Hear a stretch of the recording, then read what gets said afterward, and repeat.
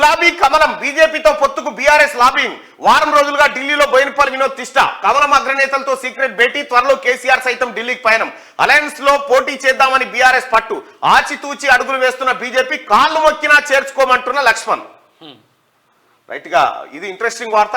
గులాబీ తోటలో కమలం పువ్వు విరబూయనుందా అంటే తెలంగాణలో బీఆర్ఎస్ పరిస్థితి చూస్తే నిజమేననిపిస్తోంది. గత 2 నెలల్లో తెలంగాణ రాష్ట్ర రాజకీయాలు శరవేగంగా మారిపోయాయి. సరిగ్గా ఎన్నికల ఫలితాల ముందు వరకు గులాబీ పార్టీ మేకవన్నె పులిలా ప్రవర్తిస్తూ వచ్చింది. కానీ తెలంగాణ అసెంబ్లీ ఫలితాల్లో ప్రజలు చాచిపెట్టి కొట్టడంతో బీఆర్ఎస్ పాతాళంలోకి పడిపోయింది.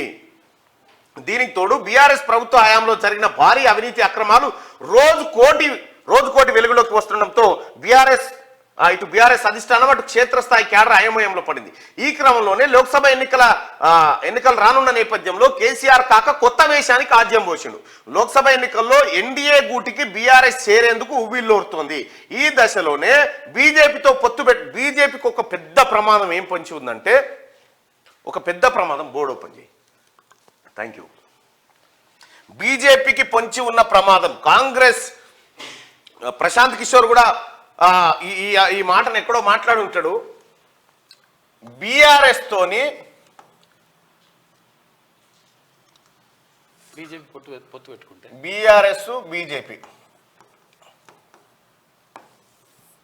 ఈ పొత్తు పెట్టుకునే అనుకో, ఈ వ్యాలంటైన్స్ డే చేసుకునే అనుకో, జరిగేది ఏంటంటే బీఆర్ఎస్ పార్టీ 10 ఏళ్లలో చేసిన అవినీతి ఇప్పుడు 10 ఏళ్లలో బీఆర్ఎస్ పార్టీ అవినీతి చేసి అవినీతి మరకలు ఉంటే కలిసిపోతా ఉంటే దీనికి కూడా బురదంటుతుంది. కలిసిపోతుంటే దీనికి కూడా బురదంటుతుంది కదా. అప్పుడు ఏం చేస్తారు, దేశవ్యాప్తంగా తెలంగాణ రాష్ట్రంలో జరిగిన అవినీతిని కాంగ్రెస్ ఫోకస్ చేస్తూ ఇక చూసినావా కేసీఆర్ మోడీ ఇద్దరు ఒకటే తెలంగాణ లూడి చేసి రేపు పొద్దుగాల బీజేపీ మొత్తం ఇటువంటి అవినీతి పనులే ప్రోత్సహిస్తుందని ప్రచారం చేసే అవకాశం ఉంది. ఈ రకంగా భారతీయ జనతా పార్టీకి ఓ పెను ప్రమాదం అయితే ఉంది. కేసీఆర్ ను ముట్టుకుంటే కథమే, కేసీఆర్ రిమోట్ పట్టుకున్నా కథమే. ఇప్పుడు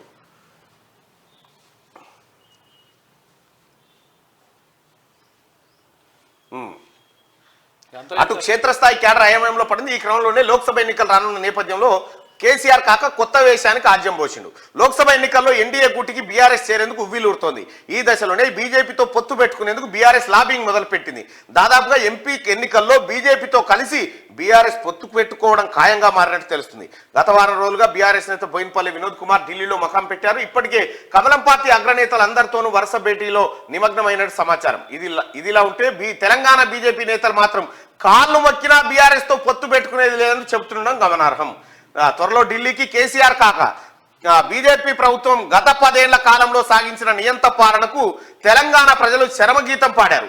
కాంగ్రెస్ సర్కార్ అధికారంలోకి రావడంతో కేసీఆర్ స్కామ్ అంతా బయటపడుతోంది. ప్రధానంగా కాళేశ్వరం ప్రాజెక్టు నిర్మాణంలో కేసీఆర్ మెడకు మెల్లగా ఉత్సు బిగిస్తుంది. ఈ అన్నిటి నుంచి బయటపడాలంటే బీజేపీ నరేంద్ర మోడీ కాళ్ళు మొక్కుడు ఒక్కటే కేసీఆర్ ముందున్నటువంటి లక్ష్యం పని.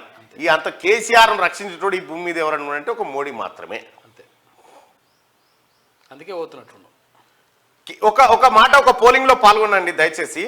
ఒకవేళ బీఆర్ఎస్ బీజేపీ పొత్తు పెట్టుకుంటే బీజేపీకి మంచిదా కాదా?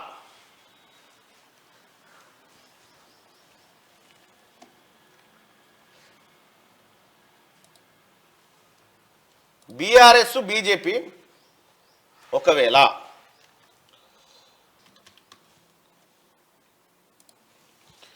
బీఆర్ఎస్ బీజేపీ పొత్తు పెట్టుకుంటే ఎవరికి నష్టం? బీజేపీకి నష్టమా బీఆర్ఎస్కు నష్టమా?